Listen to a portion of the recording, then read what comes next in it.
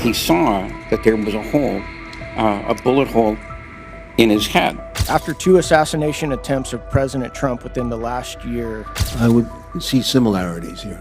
Thank you. I'm out of time. I yield back.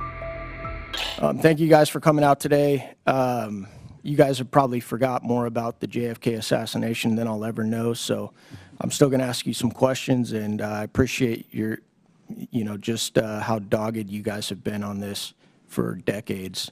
Mr. Morley, I want to start with you. What is the most interesting information you found in this newest release of documents on the assassination of President Kennedy?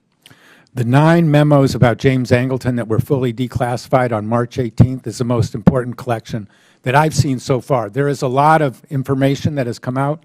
Jim mentioned the Arthur Schlesinger memo. That really sets the stage for the alienation between the Kennedy White House and the CIA that lasted for the rest of Kennedy's presidency. So I would say that the Angleton memos and the Schlesinger memo are the most important things I've seen so far. Thank you. Mr. Morley, do you believe that Oswald was recruited and being handled as a source for the CIA? I believe Oswald was an agent of influence who was manipulated by the CIA. Okay. And as I was going through some research, one of the things that I found interesting, and please correct me if I'm mistaken here, any of you guys on the panel, but Mr. Underhill, who was a CIA agent himself, who apparently left D.C. the days after the assassination in a hurry, Gary Underhill then confided in a friend that a clique within the CIA had assassinated Kennedy.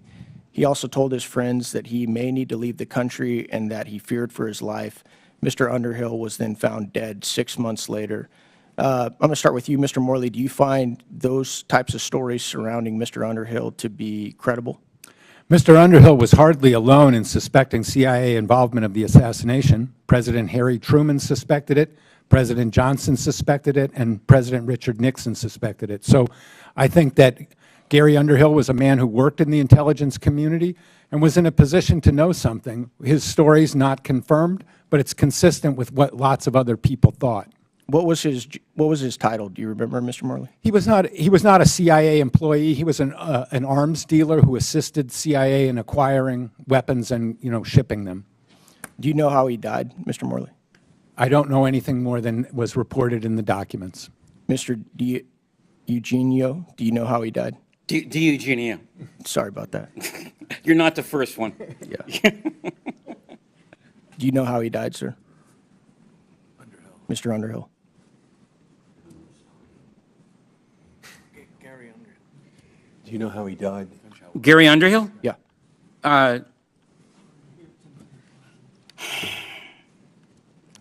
Gary Underhill his body was discovered by his friend Asher Burns, who was a magazine writer at the time. And the door was open, ajar a little, and Burns entered the room, and he thought Underhill was sleeping.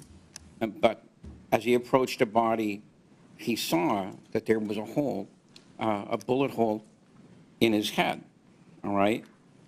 Asher Burns was so disgusted by the investigation that came after that he didn't even want to talk about what had happened. But one of the things about the Underhill death is that for him to have taken his own life, the gun was in the wrong hand, okay? All right, so that was one of the most puzzling things, about that particular case. Underhill has been, I believe, very much ignored, by a lot of people, and I'm glad that this memo finally got out there.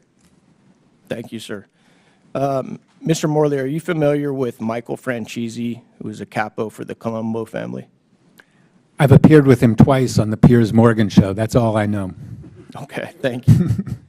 He claims that the mob was involved in this hit since the deal between the Kennedys and the mob was broken after the election. Do you find that to be credible? I think Mr. Franzene's contention that the organized crime role in President Kennedy's assassination is very clear, and he said that it was common knowledge among the crime bosses who he dealt with that their role in the assassination was to eliminate the chief witness, Lee Harvey Oswald. Mr. Franzene said that both times when I was on Piers Morgan with him, and I believe him. Yeah, thank you. This question is more based on the future, or I should say the present day. After 2 assassination attempts of President Trump within the last year, and the little that we now know about Thomas Crooks and Ryan Ruth, do any of you guys on the panel believe that we're seeing history repeat itself? No. Mr. Stone? I expressed my own surprise that so little do we still know about Mr. Crooks and the other assassination attempt. So I would see similarities here. Thank you. I'm out of time. I yield back. Thank you very much. I'd like to now recognize Mr. Gill for 5 minutes. Thank you, Chairwoman Luna. According to Pew Research, trust in the federal government has plummeted from 74% in 1958 to 22% in 2025. That's a trajectory that is utterly unsustainable and, in the long term, incompatible with democratic self-governance. Unfortunately, a lot of that decline in trust is justified. The JFK assassination the JFK assassination happened over 60 years ago, and we still don't have all of the facts about what happened that day. Mr. Morley, thank you for being here, and thank you for all of your work that you've done on this. Do you believe that the CIA is in compliance with President Trump's executive order to declassify and release the JFK files? No. There are important records that have not been provided, like the personnel file of George Joannides. I should also note that as we go through these records, there are still redactions in some of these records. Not a huge amount, but we have not had full compliance either in producing all the records or in redacting or completely releasing all the records that were redacted. And for the record, how many of the JFK files has the CIA released since the executive order was issued? The figure of 80,000 pages is accurate as far as we can tell, and that's information from several thousand documents. Are those from the CIA specifically? Most of the records that were released last month, about 80% of them were from the CIA. Okay. And how many documents do you believe the CIA still has that either haven't been released or are overly redacted? Since we haven't seen them, it's hard to put a number on it, but I would put the number in the hundreds. Okay. Hundreds of documents. Hundreds, okay. And you are one of the foremost researchers on this topic. In your opinion, since the Warren Commission, has the federal government been forthcoming with information related to the JFK assassination? No. All of this information could have been released a long time ago. By law, all of it should have been released 8 years ago.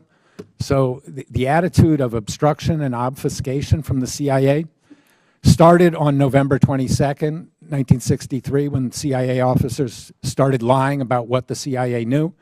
And that attitude, unfortunately, has continued to the present day.